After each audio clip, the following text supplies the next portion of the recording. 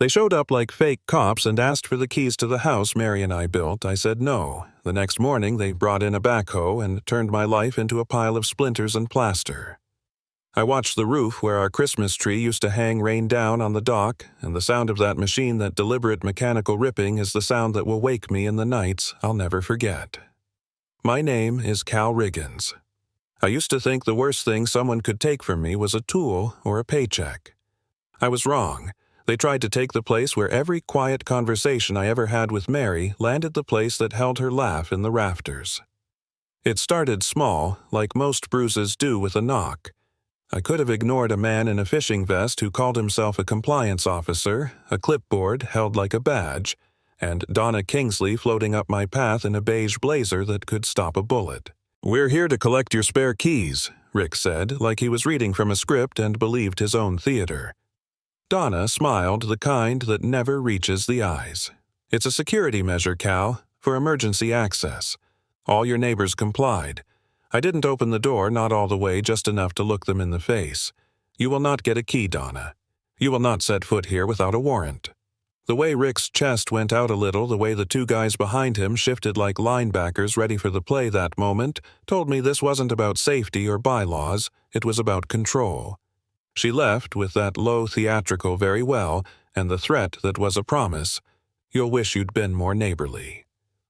I closed the door with my hand still on the wood, and I could feel every plank and beam as if they were an old friend being squeezed. I should have known then that she wouldn't stop at threats. I should have known the hornet she'd stirred would return with teeth.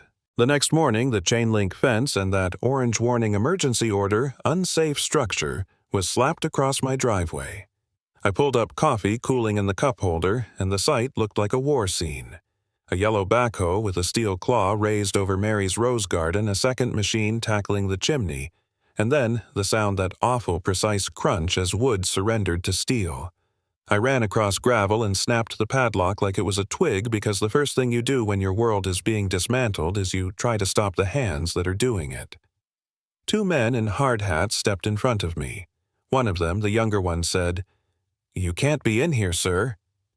I reached past them anyway, and in the scuffle my cheek met gravel and I tasted iron, and the siren that followed felt like a confession. Sheriff Bill Miller arrived, his jaw tight with an officialness I had respected for years, and Donna handed him a folder with a smile so sweet it made the dust taste worse. "We have an engineer's report," she said, very calm. He scanned it, a flicker of something. Pity confusion crossed his face. Then he handed it back and said, "I'm sorry, Cal. Paperwork says they're in the right." Paperwork, I learned that day, can look like a warrant if you print it on nice paper and have the right letterhead. I stood outside the fence for 3 hours and watched them dismantle 30 years into a mountain of rubble. Saw my wife's hand-carved banister tossed with the insulation, the kitchen island split open like an old book. Every memory thudding into piles so high I could no longer see the foundation that meant so much. Sarah, my quiet neighbor, filmed it all from behind her hedge, and later, when she handed me the phone, she muttered, "They're scared of you, Cal." This wasn't about rules. That whisper is what turned my fury cold and careful. If they were scared of me, they weren't acting from safety. They were acting to send a message. For 2 nights I slept out of my truck at a logging turnoff, black coffee gone tepid in the thermos. The truck's cab my only shelter, while the wind turned over memories. The first wave after the demolition was rage white and hot. The second was the hollow ache of grief, and then came the quiet, the kind of clear focus that happens when a man has nothing left to lose. It's a strange clarity. When you've been stripped bare, you can see the skeleton of things: paperland, record, signatures. I drove to the courthouse basement where the Hall of Records lives and feels like a cathedral for the practical. And I started to pull plat maps and deeds, the faded pages that tell what land really is, who truly owns the ground under your boots. Footnotes speak a lot if you know how to read them. A 99-year lease popped out like a splintered truth. The developer hadn't owned the land, he'd leased it, and the trust that held the title had kept the subsurface and riparian rights. The paper trail led me back through shell companies and a P.O. box that, for reasons I can't explain to myself without a small, slow smile, pointed to an old family account my father had set up years ago. They had built a kingdom on rented ground.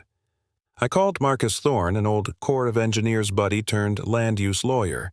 I told him what I'd found, and he was quiet long enough for me to hear a pen tapping on his desk before he said, "If that's true, Cal, they haven't made a mistake, they've committed corporate suicide. Hold tight, let them feel safe." I hired a private investigator, a former cop who knew how to follow money and hide from it, and he called back the next day saying, "The demolition outfit. Shell LLC. Registered to Donna's son, and the HOA wired $100,000 2 days before the wreck.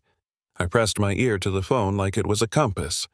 There was also this little file Sarah sent me, a muffled audio from a distance, Donna's voice clear enough. If we make an example out of Cal, the rest will fall in line. That was intent.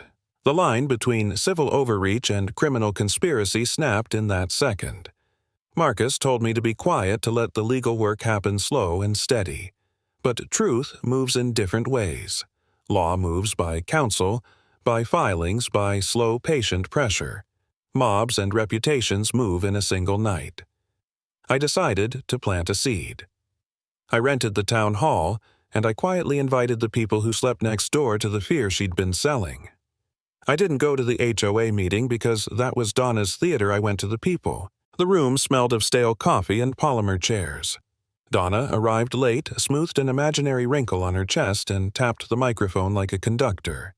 She had a motion to pass a bylaw that would have cemented the emergency powers she'd used against me. Before she could get to the applause, I stood up. "Point of order." I said that took the room, and it took her visibly. I asked for one thing. The original land lease agreements the HOA claimed gave them authority and a record showing they'd ever done a formal title search. Donna's lips tightened. She fumbled. Irrelevant. She lied, as if repetition would become truth. I had a stack of copies folded in my hand, the county plat with a single parcel highlighted, the trust document, notarized a simple legal opinion in plain language. I handed those papers out row by row, and you could see the color leave faces as people read the little footnote that turned their world. "The HOA doesn't own the lake," I said out loud, and I watched the room change from sleepy to alert in the space of a soft exhale. Donna's face went the color of old change. That night, the private investigator called Marcus's name flashed in the diner, and Deputy Mark Tillman, a younger man who'd eaten lunch in the booth across from me, read what I'd slid into an envelope. He was skeptical until he heard the audio Donna on tape saying they needed an example, and then he looked up like a man with a choice to make. I'm not naive about small towns and loyalties, but Mark chose the book and not the friendship. He opened an inquiry. He asked for the PI's report, he asked Marcus to prepare the filings, and he asked me to keep my head down until the warrants were right. The night we brought the evidence into a public meeting, the copies of the deeds the bank trailed to Donna's son, the audio file, the air in the room changed in the way silence does before a storm. Deputies stood in the aisle, paper in hand, and Donna tried to speak and flailed. "You can't do this," she shrieked, but there was a new firmness in the deputy's posture when Mark stepped forward. "Madonna Kingsley," he said, and handed her papers. "You're being served." The look on her face, then cornered, exposed, the smile gone, is the look of a queen who finds the crown is fake. I didn't shout. I didn't need to. The room watched the law catch up to the performance she'd staged for years. Fraud, embezzlement, forged reports, the list read like a bad script she'd been repeating until she believed it. She was led out, still trying to rattle the lines she thought would get her sympathy, but nobody wanted the part anymore. The HOA's incorporation was scrubbed by the town clerk who'd had enough. Donna's phone calls went unanswered, and the son's demolition company collapsed under the weight of its own bad acts, and papers began to move where they had been still for too long. I stood at the edge of the stage with a folder in my hand and felt nothing like victory. Only an odd, settling quiet because justice had been done, but the house was still a pile of wood in my yard, and Mary's absence was still the loudest thing in my life. The legal fights and the repairs would come, the money from the insurance company would arrive later, the press would write their pieces, but the scene I keep replaying is Donna being served in front of everyone, her empire reduced to a warrant and a folding chair. They took my home to make an example of me, and in doing so they exposed themselves. The lesson I keep with me is simple. Paper can look like power, but truth with a witness is a stronger thing.